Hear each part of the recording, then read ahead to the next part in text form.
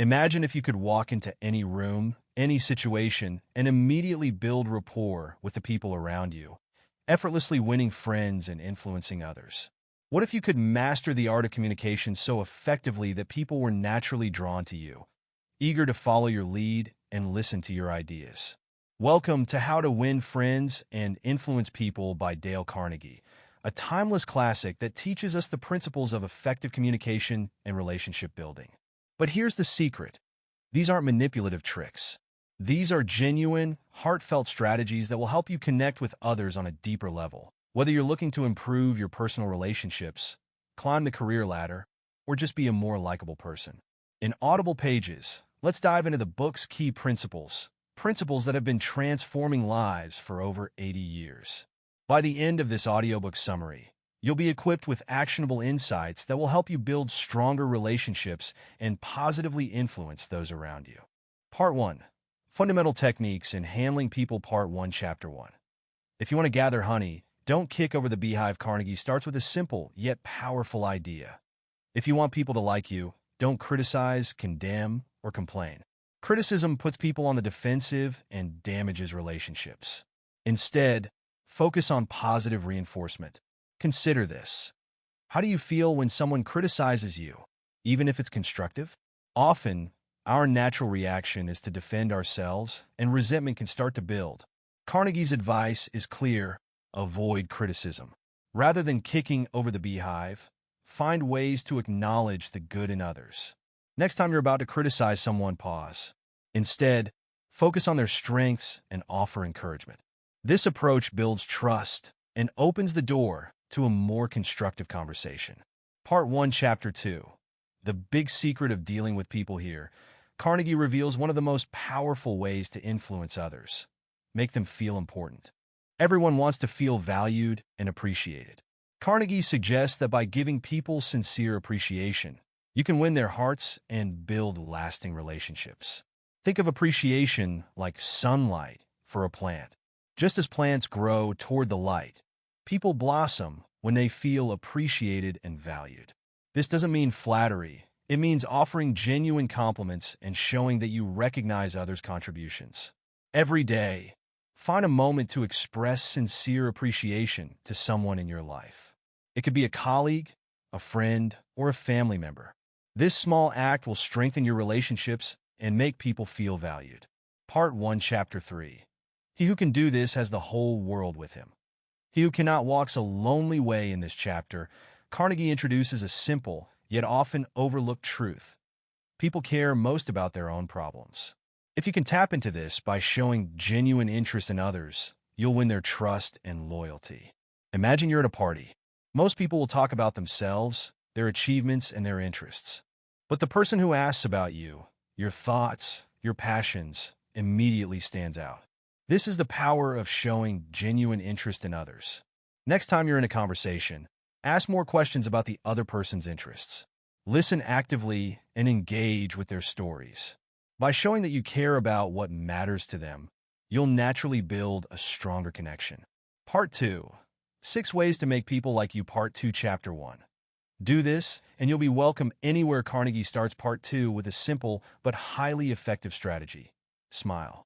A smile conveys warmth, friendliness, and approachability. It's a universal symbol of goodwill, and it can break down barriers faster than almost anything else. Think of a time when someone smiled at you. It likely made you feel more at ease, didn't it? Smiling not only changes how others perceive you, but it also changes your own mood, making you more open and positive. Make a conscious effort to smile more, especially when meeting new people or in difficult situations. A genuine smile can disarm tension, make you appear more approachable, and create a positive first impression. Part 2, Chapter 2. A simple way to make a good first impression. Carnegie emphasizes the importance of remembering people's names. A person's name is the sweetest sound they can hear because it reinforces their identity. Remembering and using someone's name shows that you respect and acknowledge them. Imagine how you feel when someone remembers your name, especially after only meeting you once.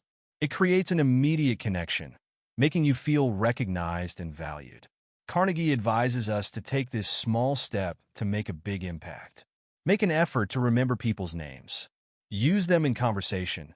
And if you struggle with memory, find ways to associate their name with something meaningful.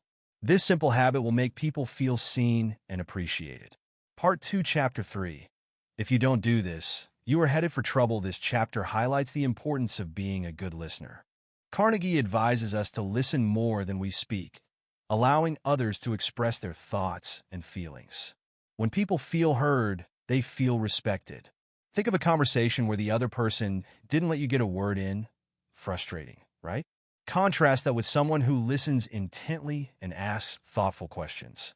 Listening shows that you value the other person's perspective, and it fosters deeper connections. In your next conversation, make it a goal to listen more than you talk. Ask open-ended questions and resist the urge to interrupt. By being an attentive listener, you'll build rapport and show that you genuinely care about the other person's thoughts. Part 2, Chapter 4. How to interest people. Carnegie advises us to talk in terms of the other person's interests. People are more engaged when the conversation revolves around things they care about. To truly connect, you need to focus on their passions, not yours. Imagine you're talking to someone who only discusses topics that interest them, with no regard for what you find engaging. The conversation quickly becomes one-sided. But when someone shows interest in your hobbies or work, you're naturally drawn to them. This is the power of focusing on others' interests. Before your next conversation, think about the person's interests. If you don't know them, ask. Center the discussion around what they care about, and you'll create a more meaningful connection. Part 2, Chapter 5.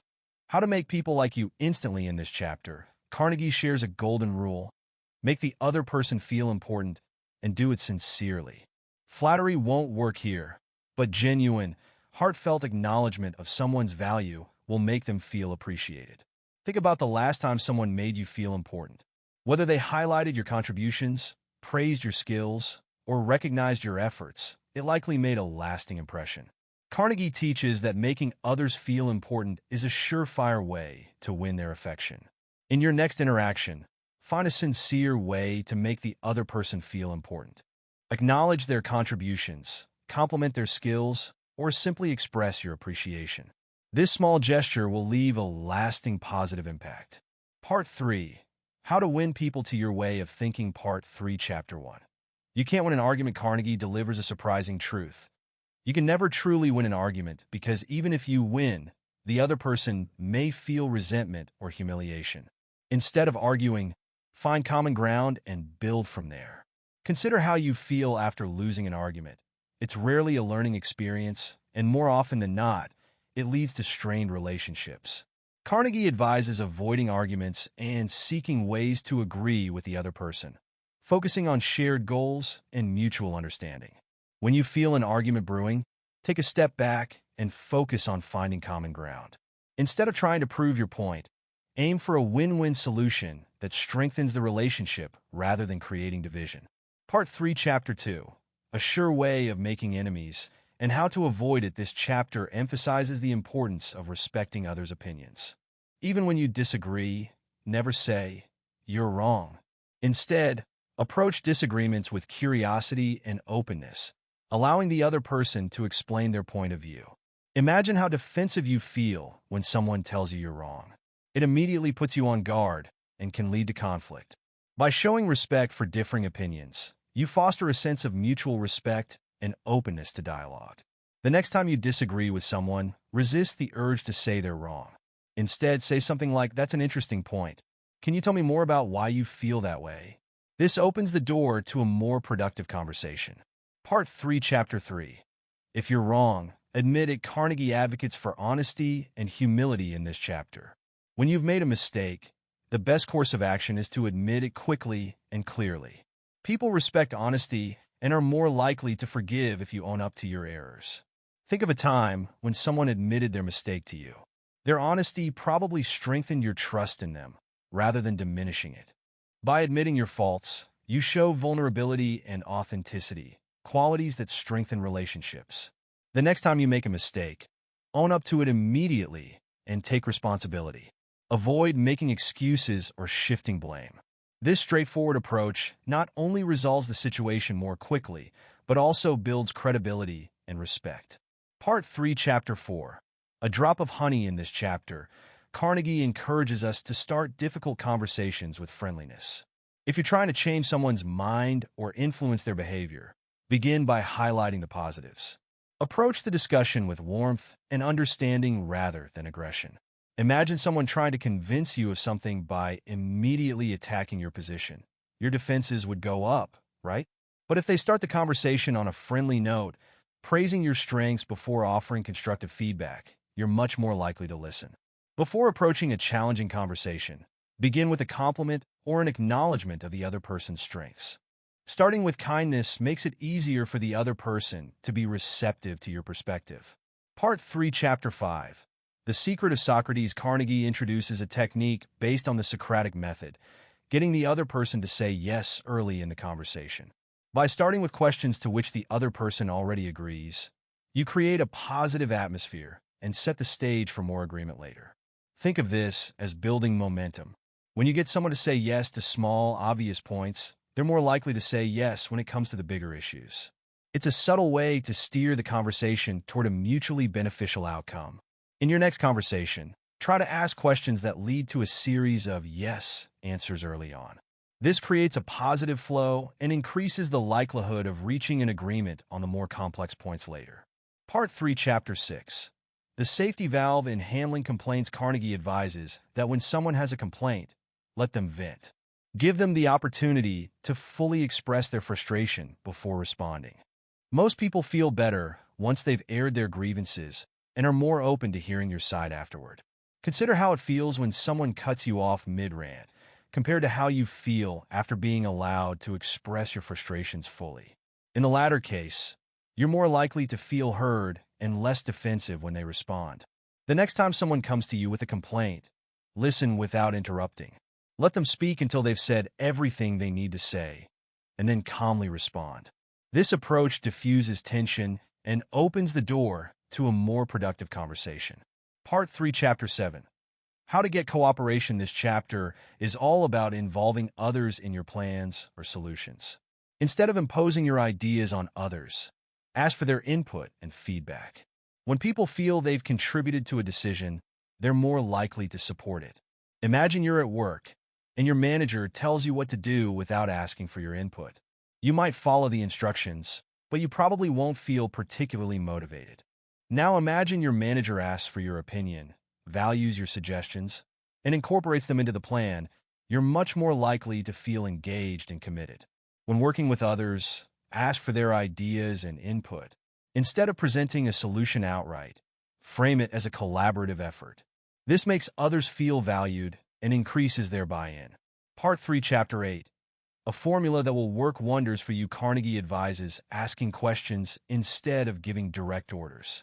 By phrasing requests as questions, you give people a sense of control and autonomy, which increases their willingness to cooperate. Think of the difference between these two approaches. Clean your room right now versus would you mind cleaning your room before dinner? The latter feels less like a command and more like a respectful request, making it easier for the other person to agree. The next time you need someone to do something, try asking in the form of a question. For example, instead of saying, "You need to finish this report by today," try, "Do you think you could finish the report by the end of the day?" This approach is more likely to get a positive response. Part 3, Chapter 9.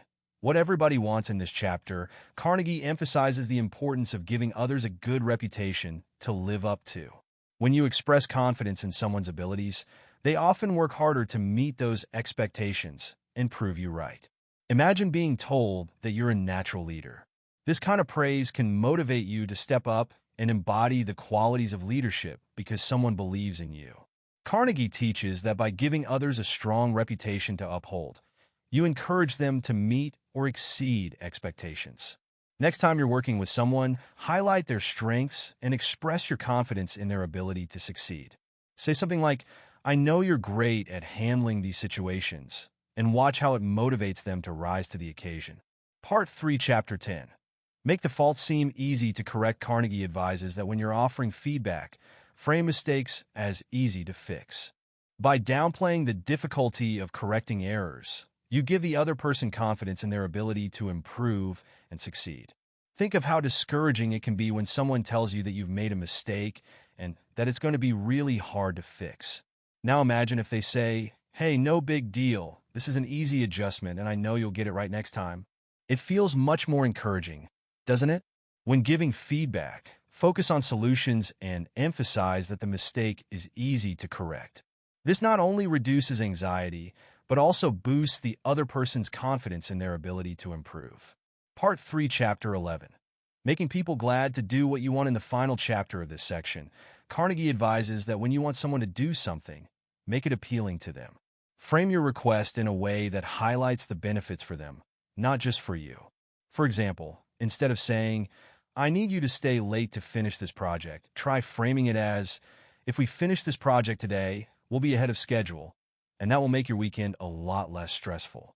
By showing how it benefits them, you increase the likelihood that they'll be willing to help. Before asking someone to do something, think about what's in it for them. Frame your request in a way that highlights how it benefits them personally. This makes it easier for the other person to say yes and feel good about it. Practical advice and wrap up. Dale Carnegie's How to Win Friends and Influence People offers timeless advice on building strong, positive relationships through empathy, respect, and effective communication. The principles in this book aren't just about influencing others. They're about creating meaningful, lasting connections based on mutual understanding and trust. Start implementing these techniques today. Listen more than you speak, show genuine interest in others, and offer sincere appreciation. Over time, you'll notice how these small actions transform your relationships and make you more influential in both your personal and professional life.